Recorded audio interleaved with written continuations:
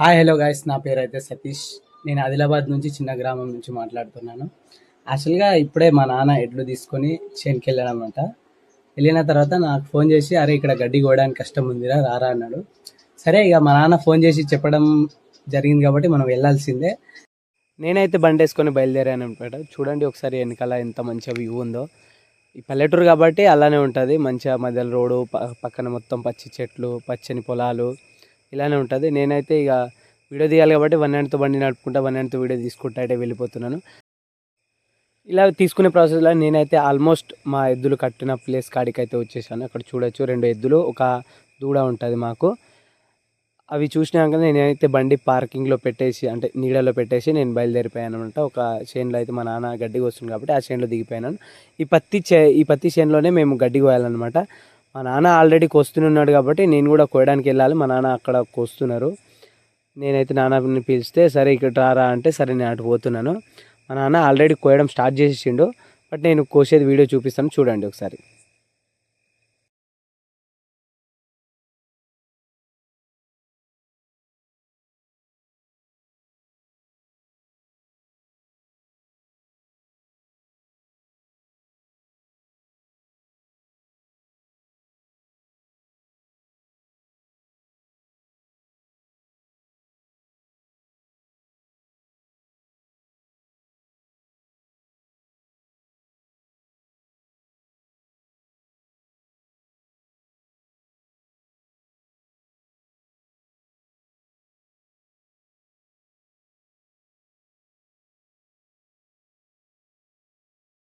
మా నాన్న గడ్డి కోస్తున్న ప్లేస్ కానీ ఎర్ర బొబ్బెర్ల చెట్టు అయితే, అంటే తీగలు అయితే కనబడ్డది. దానికి ఎర్ర బొబ్బెర్లు అయితే కాసి ఉన్నాయి.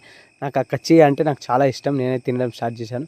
మా నాన్న చూసి తినచ్చు చాలేరా, పోయి గడ్డి కోసుకో అన్నాడు. సరే నేనైతే స్టార్ట్ చేశాను గడ్డి కోయడం. మనకు అంత మాత్రమే వస్తుంది కాబట్టి నేనైతే మా నాన్న అంత ఫాస్ట్ కాకుండా ఏదో చిన్నగా మొత్తానికి అయితే కోయడం స్టార్ట్ చేశాను. చూడొచ్చు మీరు. అటు ఇటు తిరుగుకుంటాం. మా నాన్న అయితే ఉన్న కాడనే మంచిగా మొత్తం గడ్డి మోపు మొత్తం రెడీ చేస్తాడు.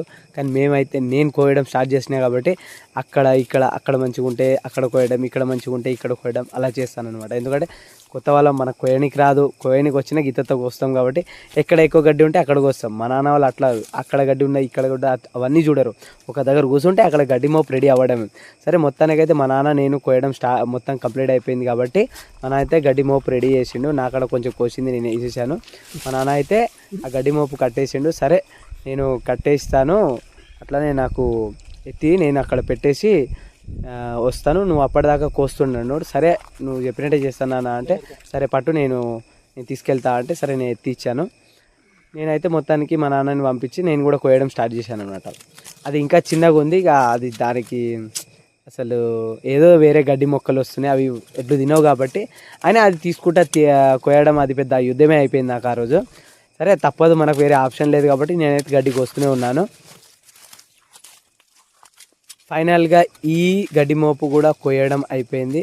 మా నాన్న ఇంకో గడ్డి మోపు కూడా రెడీ చేసేసాడు. నేను కోసింది ప్లస్ మా నాన్న కూడా ముందు కూడా కోసింది ఉండే, అది ఇది రెండు కలిపి అయితే ఒక గడ్డి మోపు అయితే ఇంకోటి రెడీ అయింది, రెండవది.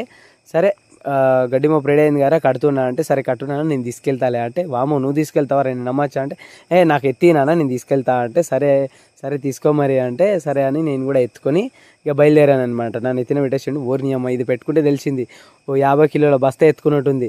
అసలు మనకు సెట్ కాని పనులు చేస్తే ఇట్లనే ఉంటుంది, పర్లేదు కొంచెం హెల్ప్ చేసినట్టు ఉంటుంది అనుకున్నా. కానీ ఇది చాలా బరువు ఉంది, అసలు గడ్డి ఇంత బరువు ఉంటుందని నేను అనుకోలేదు. చాలాసార్లు తీసుకుపోయాను బట్ చాలా గ్యాప్ వచ్చింది కదా, కొంచెం వస్తుందన్నమాట. పర్లేదు ఇక తప్పదు కాబట్టి నేను ఎత్తుకున్నా కాబట్టి ఇక ఎడ్ల కాడికి అయితే తీసుకుపోవాల్సిందే. మా ఎడ్లు అయితే రోడ్ కాడ కట్టేస్తున్నాయి, నేనైతే తీసుకెళ్ళిపోతున్నాను రోడ్ కాడికి. ఈ గడ్డి మోపు మోస్తుంటే తెలిసింది వ్యవసాయం అంత ఈజీ కాదని. అది చెప్పుకోవడానికి ఈజీగానే ఉంటుంది కానీ అది మోసేటప్పుడు అది చేసేటప్పుడే తెలుస్తుంది అసలైన విషయం. నేనైతే మొత్తానికి అయితే రోడ్డు మీద వచ్చేసాను. రోడ్డు మీద వచ్చి మా ఎద్దులు దూడలు చూడండి ఎట్లా చూస్తున్నాయో నా కోసం, నాకు ఎప్పుడు పెడతారా సామి అంటున్నాయి.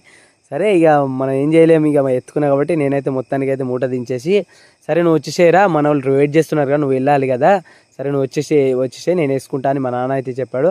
సరే అలా ఎందుకు చెప్పాడంటే మా వాళ్ళు సడన్గా వచ్చి అరే మహారాష్ట్ర లోడ్ ఉందిరా ఇది తీసుకెళ్ళాలి కొంచెం నాతో పాటు రా అన్నాడు. సరే ఇక మా నాన్న కూడా పర్మిషన్ ఇచ్చేసాడు కాబట్టి నేను వెళ్ళిపోవాలి. సరే నాకైతే దాహం వేస్తుంది. ఇక్కడైతే సూపర్ లాక్ వేసి ఉంది ఈ చైన్కి. నేను అక్కడికే వాటర్ తాగాలి. ఆ చైన్లో ఒక బావి ఉంటుంది అనమాట. అక్కడే తాగుతాం అందరం. గడ్డి కోయడానికి వచ్చి అలసిపోతాం కదా, లాస్ట్కి అయితే వాటర్ తాగడానికి ఈ బావి కాడికే వస్తాం అందరం. ప్రతి ఒక్కరు అక్కడ ఎడ్లునే కదా అందరు వచ్చి ఈయనే వాటర్ తాగుతాం అనమాట. అక్కడ చూడొచ్చు ఆ చేను వాళ్ళు అయితే మా కోసం బిందెనే పెట్టారు. మొత్తానికైతే మా నాన్న అయితే నాకు వాటర్ తీసి ఇచ్చిండు. నేనైతే వాటర్ తాగి అలానే ఫేస్ వాష్ కూడా చేయడం స్టార్ట్ చేశాను.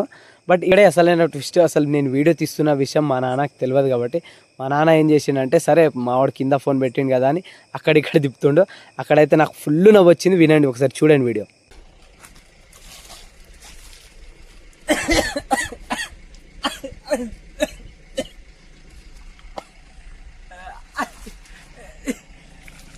चालू आहे मागवून